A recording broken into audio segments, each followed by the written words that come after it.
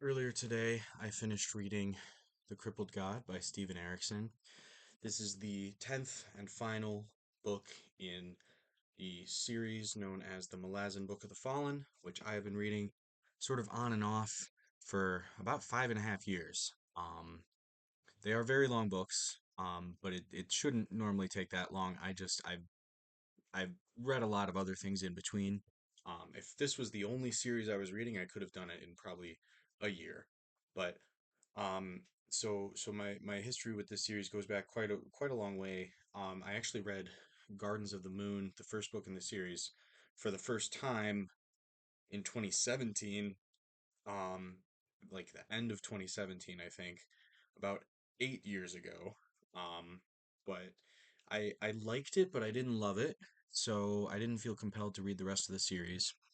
I reread it in 2020, and I ended up spending the rest of that year reading the second and third book in the series, and I think the fourth. I think I did those first four books in the span of a year, but then from that point on, I averaged like 1 to 2 books per year. And I did insert a couple books by Ian Eslamont. Stephen Erickson and Ian Eslamont created the setting together, um, and they each have sort of a main series of books in the setting, and then they've both also got a prequel series going. Each of them has their own. And then Erickson has also started a sequel series. But so far, I've only read the 10 books of Erickson's main series, the Malazan Book of the Fallen, and then I've read two books from Ian Eslamont's main series. There's like a combined reading order you can find online if you want to read both series, both authors concurrently, and I sort of followed that. I inserted Knight of Knives and Return of the Crimson Guard in the places that people typically recommend inserting them. I did not, however, end up inserting Stonewielder. I think people tend to read that one either right before Toll the Hounds or it might be right after Toll the Hounds. I didn't do that just because by the time I had gotten to that, I was excited to push through to this book and just finish all of Erickson's stuff and then come back to Eslamont later. And also, another factor is I got my dad into this series, and he was starting to catch up to me. He read these books quite a bit faster than me. I think I was probably reading Midnight Tides when I gave him my copy of Gardens of the Moon. Um, but by the time I got to Toll the Hounds, he was only like one book behind me. And like currently he's in the middle of Dust of Dreams, so I'm gonna give this to him when I see him for the holidays. But yeah, so I guess that's my history with the series.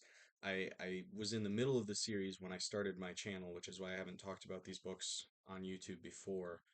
But now that I'm done with the Malazan Book of the Fallen, at least with Erickson's main series, I did want to get some of my thoughts on here, and maybe I'll come back and revisit this before or after my second read of the series, which I will do probably within the next few years, I would say. Um, so this was I mean, obviously a huge chunk of my life was spent reading this series, and finishing this final book on my lunch break at work today. It felt kind of like I enjoyed it the whole way, and I am kind of glad to be done in the sense that I get to talk to people who've read all the books and not worried about spoilers now. But it also like finishing the book and not being in the middle of a Malazan book for the first time since before I could drink alcohol.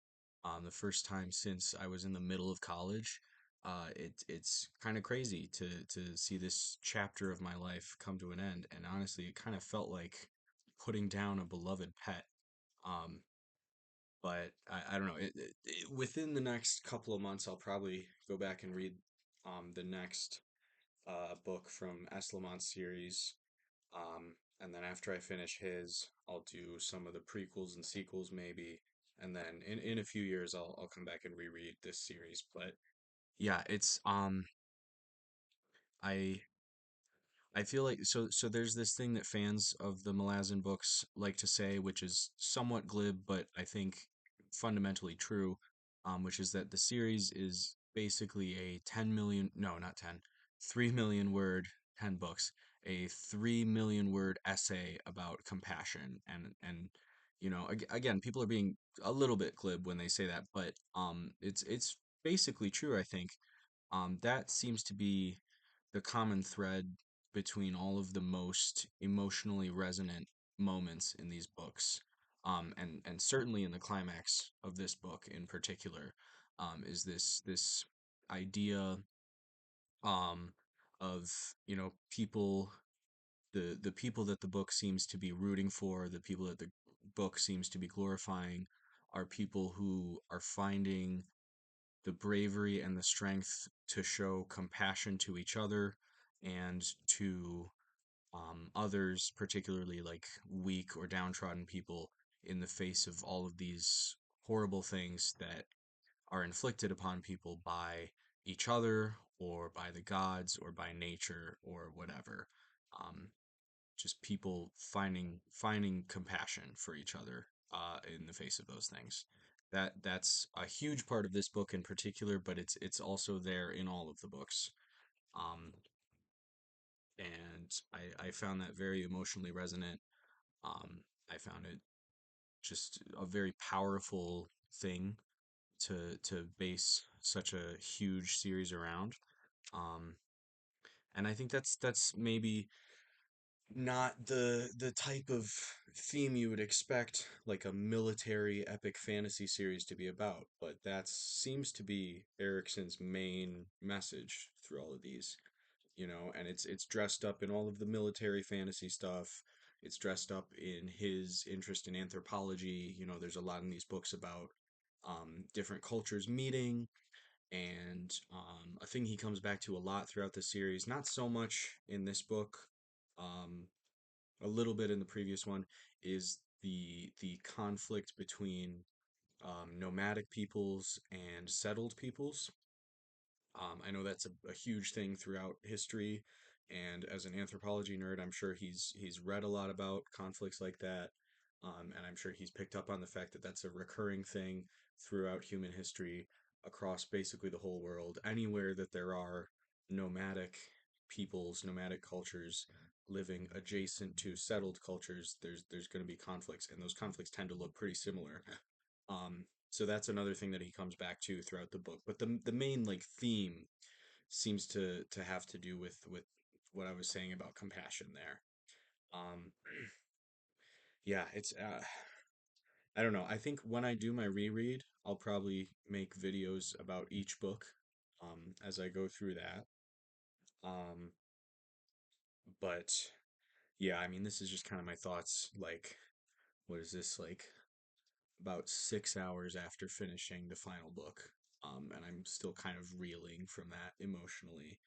Um, yeah, I think I'm gonna take a couple months off from this setting, kind of recover from what this final book, really the final two books put me through.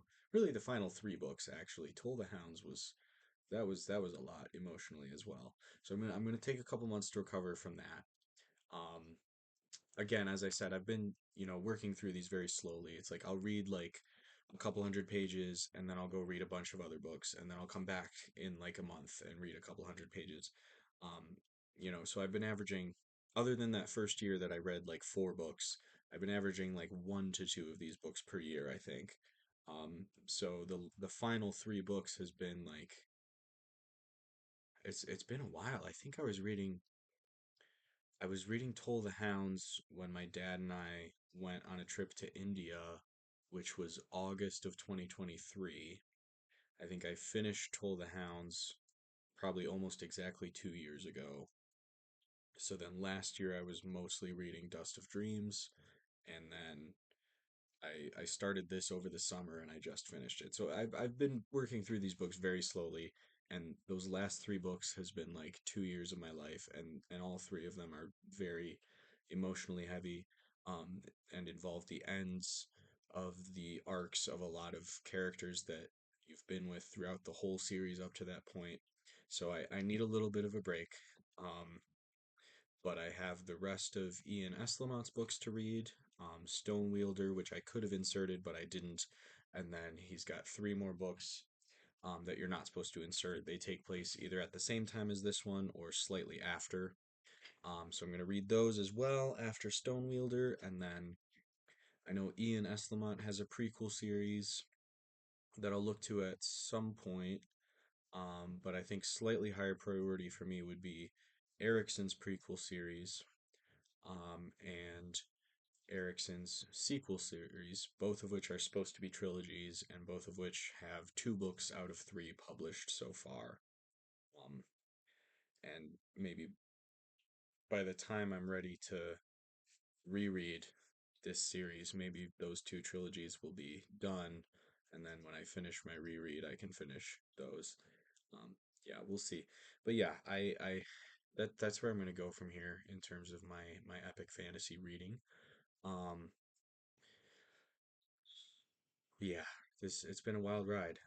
But I want to recommend the series, but I do feel like it's kind of hard to recommend it because like you have to be into epic fantasy as a genre and kind of specifically like military epic fantasy. Um, but on the other hand, like the writing style and the way that Erickson does characterization and the depth of the themes and the philosophy that he's trying to get into are maybe not what you would typically expect in military epic fantasy. Um, like I'm a big fan of Glenn Cook. Steven Erickson is a big fan of Glenn Cook. I don't know if he has a blurb on here, but he has Glenn Cook has blurbs on a lot of these books. Um, that would be the closest thing to the Malazan books in terms of genre. But in terms of like writing style and in terms of thematic depth, it's not remotely similar, you know. So there's such a like the Venn diagram of like people who like the Glenn Cook type stuff, and then people who are looking for a really philosophically dense read. There's such a tiny sliver in the middle of that Venn diagram, I feel like. Um, so I want to recommend this series, but it's like you got to be in that tiny little sliver, and I feel like most of the people in that sliver have already heard of this, and it's their favorite series of all time already. So I don't know. I feel like probably most of the people who watch this video will have already heard of these, unless you subscribe to my channel, I guess. Um, but yeah, I don't know. If that sounds good to you, I do recommend it. Like this book is or this series is the best possible version of that very specific thing. And if you are in the middle of that Venn diagram, this is going to be your favorite series. But just probably not a lot of people are in there. Um, Hi, do you want to show up in the video? My cat, she's on the floor next to me. Sometimes she likes to hop up and be in the video, but I don't think she's going to today. Yeah, I think that's it for now. Yeah, I don't know. I like I said, when I reread the series, I'm gonna do videos on each book, and my thoughts will be more organized, and there will probably be more in-depth analysis because I'll have already gone through the plot once, so I can worry a little bit more about things like that. Uh, but yeah, I think that's it.